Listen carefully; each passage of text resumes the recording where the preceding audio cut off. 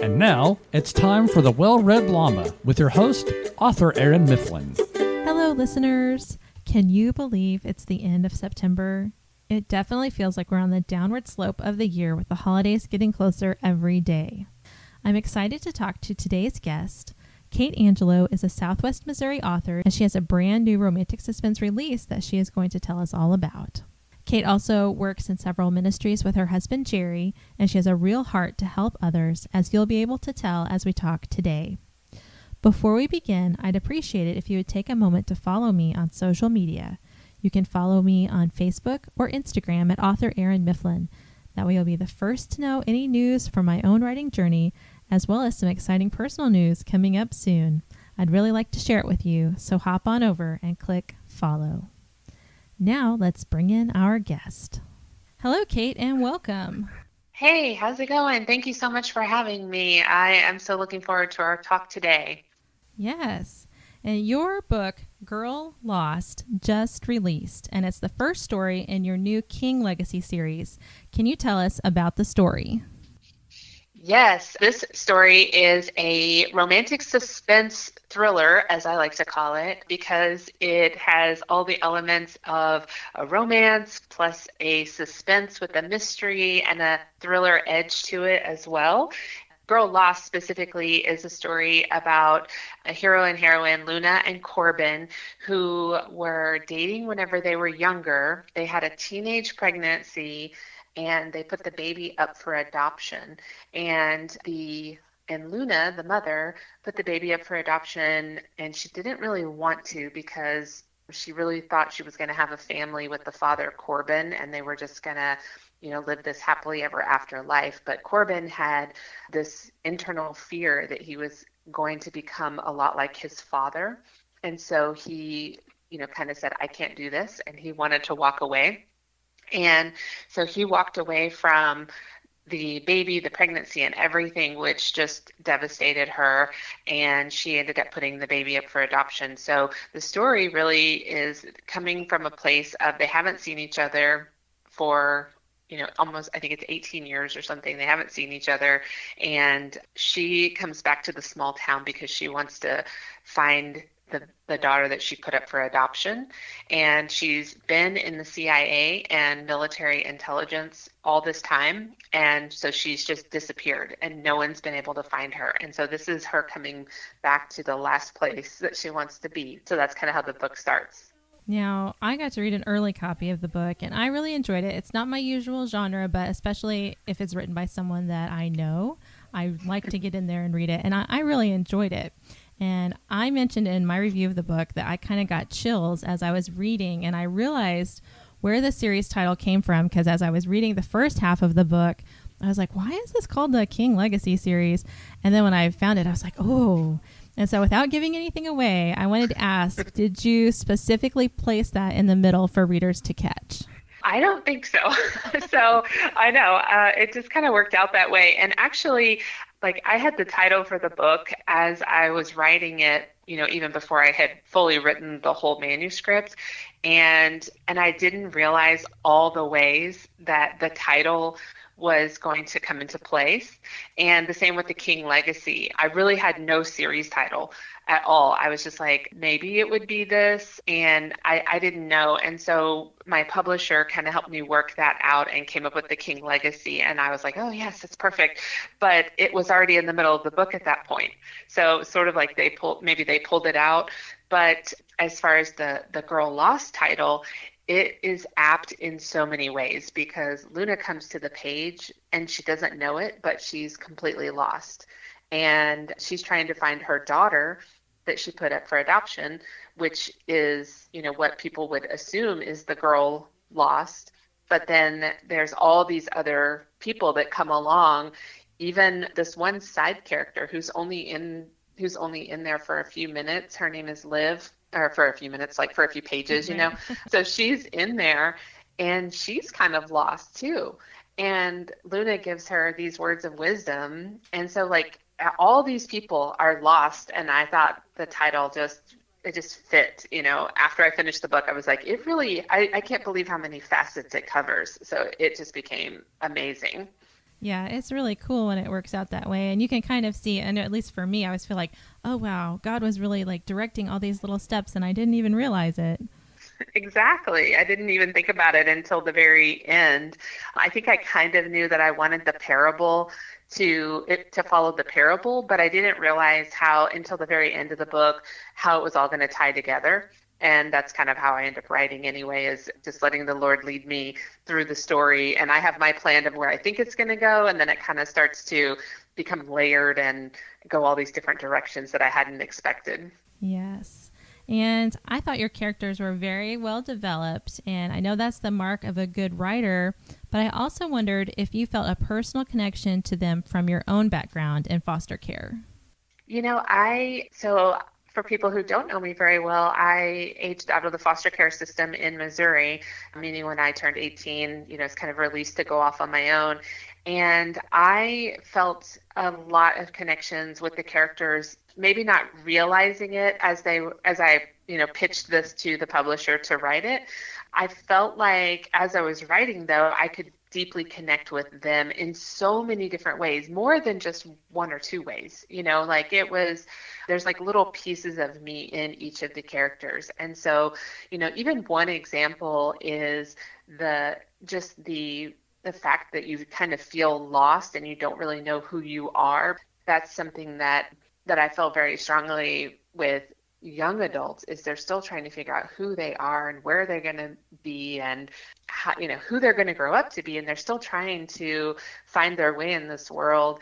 And you don't realize that you don't have to have it all figured out. And that some of that just comes with growth of character and time. Right. Now, your character, Stryker, is a mentor, and he's the anchor of this found family of troubled youths who are all now adults that the series is centered around.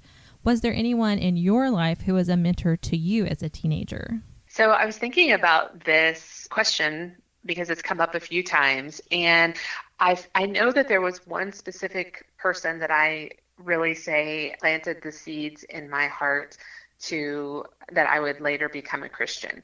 And her name was Margie, and I don't know what her last name is or anything. I just knew my biological mom used to buy and sell exotic birds, and so Margie would work with her in that, and so we always called her Margie the Bird Lady.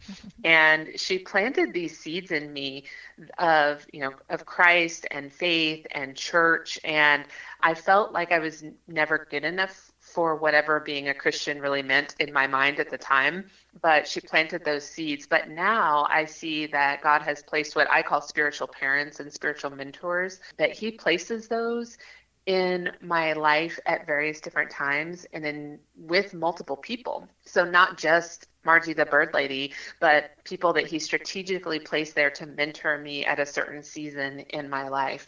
And so maybe not just one person, but it's amazing how much one person could do even in a short period of time, much less Stryker, the way he mentors these kids for several years. Yes. That makes me think about, I think it's maybe a Chinese proverb, I'm not sure, but it says, when the student is ready, a mentor or a teacher will appear.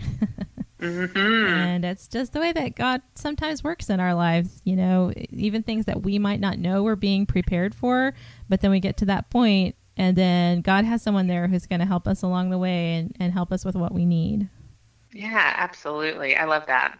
So you set up at the end of this book, it does wrap up the main mystery for the book, but you set up the next book of the series. And so I was wondering, how many books are you planning for the King Legacy series? Well, I have just turned in the manuscript draft for book 2 in the series.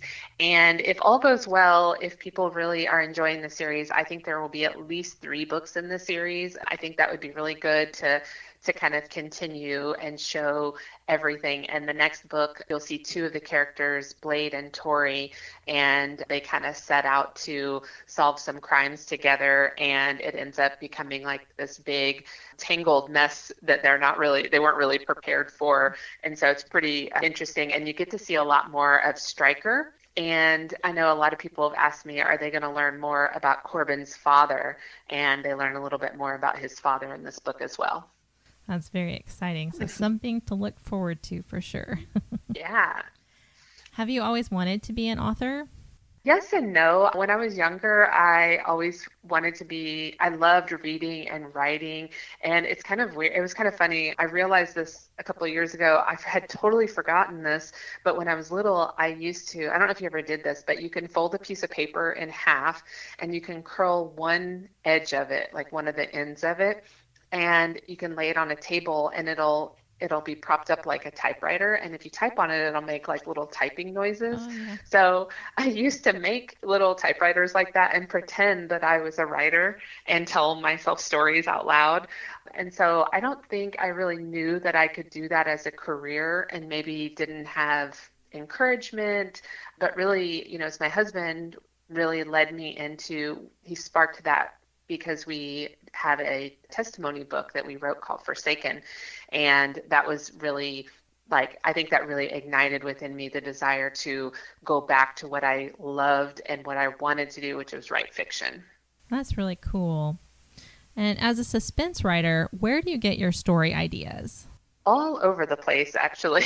So even something that's very innocuous online or on TV or something like that, I would just say, what if these people, what if their intentions weren't what they say they are? What if their intentions are worse? And I think some of it comes up as I'm writing, so I might have an idea for where I think the story's going to go, but then more and more comes out of it. It was funny. I think I was 3/4 of the way through the second manuscript when I suddenly realized who the bad guy was going to be. And so I was and I was so excited for the whole day. I'm like, oh my gosh, I just figured out who the bad guy is. My husband's like, you've been writing this whole time and you just now figured it out. And I'm like, yes, I mean, it just came to me. So that happens a lot. That's great. Now, you were first published with Sunrise Publishing. Can you share a little about the Sunrise model for helping new authors get published? Yeah, so that was an amazing opportunity. Sunrise Publishing decided that, there were all of these authors who were trying to get published, and it's not easy if you've ever tried. I mean, now you can go out and just self-publish your book, but that doesn't mean it's necessarily going to sell. And so there's all kinds of levels of authors and where they want to be in their career. But for people who are really trying to get published traditionally through a traditional publisher, the path is very rocky. It's not very easy to get published that way. And so Sunrise, which is co-founded by Susan May Warren, who is a wonderful suspense author and romance author in her own right, she decided, what if we took some of these best-selling and award-winning authors who have a well-established name and brand, and I find out if they have any characters or series that they might be able to write some more books in those series. And so in my case, Lynette Eason had written some other characters in her Elite Guardian series, and she wanted to write those books, but she never had time. So they do a blind audition, and they allow new, never published. In some cases, they allow maybe a early published or a self-published author to apply, but you do a blind audition where you give them a sample of your writing, you fill out a questionnaire, and you give them an opportunity to read your sample and a premise for a book you might want to write. And then you go to a second round in the blind audition, and they read your first chapter of the book. And from that point, they choose who they want to write the books, and that's kind of how I got started with Lynette Eason. So I picked one of her characters, I had a premise for the story, and that became driving force. So all the books are written by the authors, but they still have Lynette's name on it to give us a little bit of a push because she's a more established romantic suspense author. And that's another area where they are heavy on mentoring, kind of like we were talking about earlier. Yes, exactly. And the ability to not only to mentor you in your writing, but also to mentor you in the marketing and the publication process, the editing process, all the things that authors don't really get to see or experience whenever you're a self-published author or whenever you are very new and you're just going in for the first time. That is so valuable, all that assistance. Mm-hmm. Absolutely. And you also write for Love-Inspired Suspense. And what can readers expect from your Love-Inspired books? So I love the love-inspired suspense books, and whenever I write them, I feel like when I turn my manuscript in, I always feel so excited and delighted, like it was so fun. I feel like some of the other bigger books, as I call them, have so much more pressure to them, but Love Inspired is really 50% romance, 50% action and suspense adventure. And so I love those because they're much more fast-paced. They still have the twists, the plot twists, and all of those things. And so I really love writing those, and they're a little, like I said, a little more fast-paced, but they still have the same romance and storylines and plot twists and things like that. So Very good. And do you have any words of encouragement or advice for listeners who might feel like they have a story living inside their heart that they would like to write someday? So I think my main encouragement is do it, but more than do it, it is, find out, are you really called to do this? Is this something that God has asked you to do? And you are not doing it out of fear or maybe disobedience, or maybe you just don't know where to start. And I fully expect people to put the time in. That's the hardest part, because the day slips away very fast, and it's very hard sometimes for me, even staring down the barrel of a deadline, to be creative in that moment. I feel like the art of writing a novel is one of the very few that you have so much pressure on you to get it done at a certain timeline, and then also people critique it and they want you to change it. So you have to learn to work with people well, not let your story own you, but trust in the process of the people coming along trying to strengthen it. And so mostly it's, if you're really, really called to do this, you should devote the time to do it. And then start networking with other authors and read a lot of stories and find out, what is it that you love about historical fiction, that Erin loves about historical fiction, that makes her want to write that. And for me, what is it in the suspense? What I love about a good romantic suspense is not so much will the couple ever get together or not, because obviously we give them a happily ever after in that case. But my question is always like, what's going on here? Who did it? Like, what is happening? Like, are they chasing this bad guy or that bad guy? And things like that. And so that question, for me, I want to keep that in my stories. And that might not be what everybody else writes. And so you find out what it is that you love and start focusing on that and decide, is this a career, or do I just want to write one or two stories? Yep, that is really good advice. And I love the part where you're talking about making sure that it is a calling. So I know at different times, like you said, the road can be very long if you're trying for traditional publishing. And there have been times where I was like, this is really what I want to keep doing? And I've even gone to the Lord, and said, if this really is not from you, I am willing to lay it down. But when I came to that point, he just sent so many assurances, and every step of my journey, he has sent assurances that this is what I have for you. So I'm like, all right, we're going to keep going and we're going to see what you have for us. You don't look at it like a career of like you think I'll write a book and then bam, I'll sell it and publish it and I'll be a published author. And that can happen if if you aren't traditionally published, that can work just fine. But if you're traditionally published, then the road, they always say it's a 10-year to the overnight success kind of road. And that is pretty apt, like around that 10-year mark. And some people, if they knew that it was going to take that long, they might never get started in the first place. But any person who's wanted to be a doctor or a lawyer or a pilot or something like that, they know they have to go through a certain amount of education to prove themselves, to have the skills and the capacity to do the thing. And that's what you should be doing. You can shorten that 10-year gap if you were giving it your all, like you were, going after your pilot's license or degree or whatever. You put in the hours to do those things, and you study and you learn and you prepare yourself. But some people, we just think, oh, we'll just sit down and write a book and then it'll just happen for me. And there's a few people that happens for, but there's far fewer that that it happens for the other way. Yes. Now, you were recently added to the executive board for American Christian Fiction Writers, which is an organization that I love, and I know that you do too. So, what is your focus on the board, and why do you love the organization so much?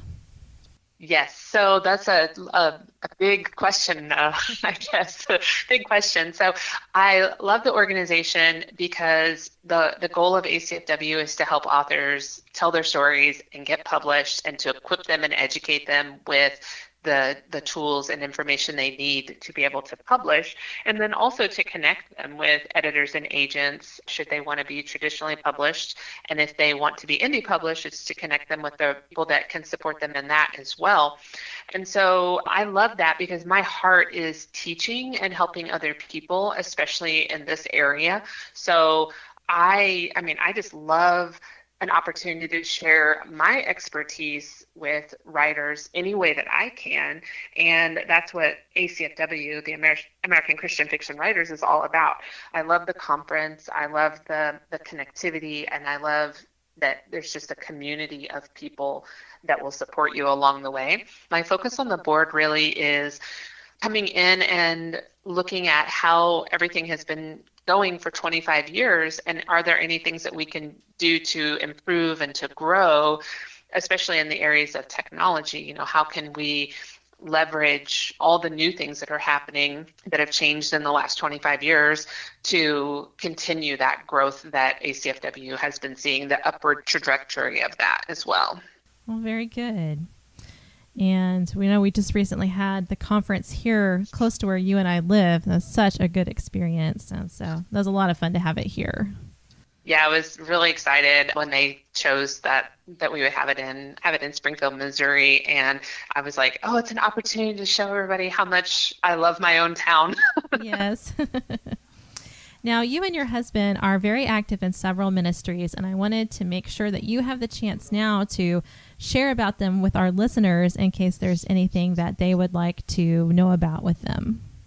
Absolutely. So my husband and I have founded our nonprofit, which is called Vanguard Marriage and Family Advocates. And our nonprofit is designed to help singles and married couples go from hoping for a great relationship to actively building one through practical education, resources, date night events, skills, and things like that, with the goal of helping them enjoy a fulfilling marriage that leads to financial security and personal growth and thriving families. And so that is what our nonprofit does, and it keeps us very, very busy helping to support other people and, like I said, educating as well. That is so cool. That is such a needed ministry too. Yeah, I think we get more training and education on, driving a car and balancing your checkbook than you do how to have a healthy relationship. And relationships is what it's all about. The ability to speak to another human being, to connect with somebody else, to serve that person, and to seek the best for them, and to look beyond yourself, your selfishness.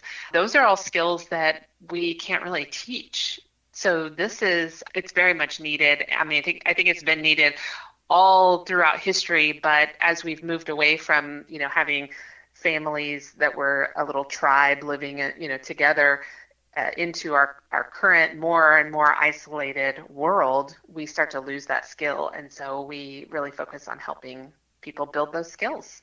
That's great. Because I know there is sometimes that, adults can get through life and get to the point of being married when they might have never really seen what a healthy marriage looks like, or even a healthy relationship with other people, because of their background or, because of a lot of reasons. But sometimes that just doesn't happen. So they haven't even had the chance to observe it, much less know how to do it themselves. Yeah, absolutely. That is like one of the key reasons that I do what I do. So, for example, I grew up in foster care or aged out of foster care, but before I was in foster care, I had no great example of what that would look like. So I didn't know what a healthy relationship looked like or how to have a healthy relationship. So even whenever I met my husband, I said, this is why this is near and dear to my heart, is helping people have healthy relationships and healthy marriages, because I had never seen that exampled or modeled for me. And so doing that from, whether it's from, the biblical perspective or it's just healthy perspective, it's something that's very much needed. Now, is there a scripture that has been meaningful to you recently? So my favorite scripture, really, it's Romans 15:13. It says, "May the God of hope fill you with all joy and peace as you trust in him, so that you may overflow with hope by the power of the Holy Spirit." I really love that because, joy and peace are different than happiness and happiness and being fruitful.